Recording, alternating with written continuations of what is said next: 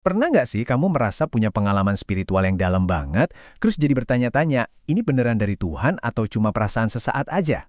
Nah, kita akan coba bedah panduan dari abad ke-18 oleh seorang pemikir bernama Jonathan Edwards yang ternyata jawabannya itu masih relevan banget sampai sekarang. Oke, kita mulai dari pertanyaan ini ya. Di zaman sekarang di mana semua orang bisa sharing pengalaman spiritualnya yang paling intens, gimana caranya kita bisa tahu mana yang beneran asli dan mana yang, ya, cuma euforia sesaat? Percaya atau enggak, ini adalah pertanyaan besar yang digeluti Jonathan Edwards ratusan tahun lalu. Jadi, sebetulnya masalahnya ada di mana? Menurut Edwards, masalahnya ada di perasaan. Perasaan religius yang meluap-luap itu bisa jadi pedang bermata dua. Di satu sisi bisa jadi indah, tapi di sisi lain bisa sangat menipu dan bikin kita terbuai dalam ilusi. Biar kita dapat konteksnya, Edwards ini hidup di tengah-tengah gelombang kebangunan rohani yang luar biasa emosional. Dia lihat sendiri ada orang-orang yang imannya benar-benar berubah, tapi dia juga lihat banyak banget orang yang cuma ikut-ikutan dan tertipu sama perasaannya sendiri. Jadi, dia bukan anti perasaan, tapi dia berusaha jadi analis yang tajam buat membedah hati manusia. Dan bagi Edwards, ini bukan sekedar teori akademis. Ini serius banget. Tujuannya, seperti yang dia tulis sendiri, adalah untuk menyingkap delusi setan yang tersembunyi di balik perasaan-perasaan religius palsu. Jadi, taruhannya itu tinggi banget. Terus, gimana cara bedainnya? Nah, disinilah Edwards mengajukan sebuah ide yang jadi kunci dari semuanya. Dia bilang, perasaan yang sejati itu dasarnya adalah sebuah indera spiritual yang baru, sebuah cara pandang yang benar-benar beda. Ini dia kuncinya. Pemahaman spiritual, kata Edwards, itu bukan soal otak, tapi soal hati. Bukan sekedar kita tahu Tuhan itu baik, tapi kita bisa merasakan keindahan dan kemanisan dari kekudusan Tuhan itu sendiri. Ini soal selera, bukan soal informasi. Biar gampang, Edwards kasih analogi yang keren banget. Coba bayangin buah. Ada orang yang suka buah itu karena warnanya bagus, kelihatan menarik dari luar. Siapapun bisa lihat itu. Tapi ada orang lain yang suka buah itu karena dia tahu rasanya manis. Nah, rasa manis ini kan nggak bisa dilihat tapi harus dialami lewat indera perasa. Bedanya sedalam itu. Edwards bahkan menekankan lagi betapa uniknya indera spiritual ini. Orang yang nggak punya indera ini, kalau coba membayangkan keindahan rohani, itu sama mustahilnya kayak minta orang yang nggak punya indera perasa untuk bayangin manisnya madu. Atau minta orang buta sejak lahir buat bayangin indahnya pelangi. Nggak akan nyambung. Dan ini membawa kita ke perbedaan motivasi yang paling mendasar. Perasaan palsu itu mencintai Tuhan karena apa yang bisa Dia berikan, berkatnya, pertolongannya, fokusnya ke saya.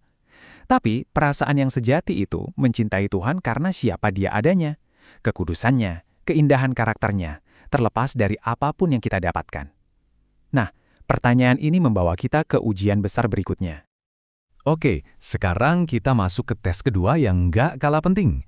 Edwards yakin banget kalau pengalaman spiritual yang asli itu pasti, dan saya ulangi, pasti menghasilkan karakter tertentu. Dan yang paling utama adalah kerendahan hati. Tapi tunggu dulu, kerendahan hati pun ada yang palsu. Edwards membedakannya jadi dua. Ada kerendahan hati legal yang muncul karena takut hukuman, kayak penjahat yang nunduk karena takut dipenjara, tapi ada juga kerendahan hati Injili yang lahir karena kita terpukau sama keindahan dan kekudusan Tuhan. Hati kita itu secara sukarela, bahkan dengan senang hati, merendahkan diri di hadapannya. Sebaliknya, ini nih tanda-tanda bahaya dari kerendahan hati yang palsu, yang sebenarnya cuma kesombongan rohani yang dibungkus rapi. Orangnya jadi lebih sering ngomongin pengalamannya sendiri daripada tentang Tuhan. Bangga banget sama kerendahan hatinya. Selalu merasa lebih spesial dari yang lain. Dan yang paling jelas, anti kritik. Ini daftar periksa yang tajam banget kan? Dan seperti biasa, Edwards nggak asal ngomong. Dia selalu kembali ke kitab suci. Ayat seperti dari Mazmur ini benar-benar menangkap esensi kerendahan hati yang tulus. Hati yang hancur dan remuk, yang menurutnya adalah inti dari iman yang sejati. Oke, kita udah bahas soal indera spiritual dan kerendahan hati. Sekarang, kita sampai pada puncak argumen Edwards. Dia nunjukin satu bukti yang paling penting. Bukti yang posisinya di atas semua bukti lain. Jadi, ini dia poin utamanya. Fokusnya sekarang bergeser total. Bukan lagi tentang perasaan di dalam hati, tapi tentang tindakan di dunia nyata yang bisa dilihat semua orang. Pertanyaannya bukan lagi seberapa dalam perasaanmu waktu itu, tapi perasaan itu menghasilkan apa dalam hidupmu. Prinsip Alkitabiah dari buahnya lah kamu akan mengenal mereka. Ini jadi landasan utama pemikiran Edwards. Buat dia, bukti paling jelas dari hati yang sudah diubahkan ya, perbuatannya, praktik hidupnya sehari-hari. Ini tesis utamanya, disampaikan dengan sangat jelas. Bagi Edwards, kalau kamu mau tahu iman seseorang itu asli atau enggak, jangan cuma dengerin ceritanya. Lihat hidupnya. Praktek hidup yang kudus adalah tanda anugerah yang paling bisa diandalkan. Titik. Analogi metra ini benar-benar ngebantu kita paham. Bayangin stempel panas yang ditekan ke lilin. Pengalaman spiritual itu kayak proses menekannya. Mungkin rasanya panas, intens, luar biasa. Tapi bukti sebenarnya itu bukan ingatan kita tentang rasa panasnya, tapi gambar yang tercetak permanen di lilin itu setelah stempelnya diangkat. Nah, perubahan hidup yang permanen itulah buktinya. Dan jangan salah, standarnya tinggi banget loh. Praktik yang kudus ini bukan cuma soal perbuatan baik sesekali. Ini mencakup seluruh hidup, taat sama semua perintah Tuhan. Bukan cuma yang kita suka, jadi prioritas utama, bukan sekedar hobi akhir pekan. Dan yang paling penting, ini menghasilkan perubahan karakter yang permanen, yang makin mirip Kristus. Kenapa harus begitu? Karena ini alasannya. Bagi Edwards, anugerah Tuhan itu bukan sesuatu yang pasif atau mati. Anugerah itu hidup, dan sesuatu yang hidup itu pasti bergerak, pasti aktif. Anugerah itu nggak bisa diam di dalam hati, dia pasti akan mengalir keluar menjadi tindakan, sama pastinya seperti mata air yang akhirnya akan menjadi sungai.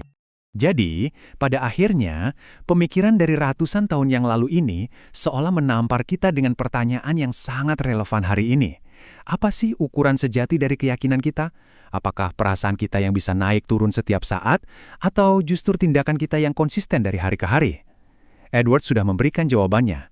Sekarang, giliran kita yang merenungkannya.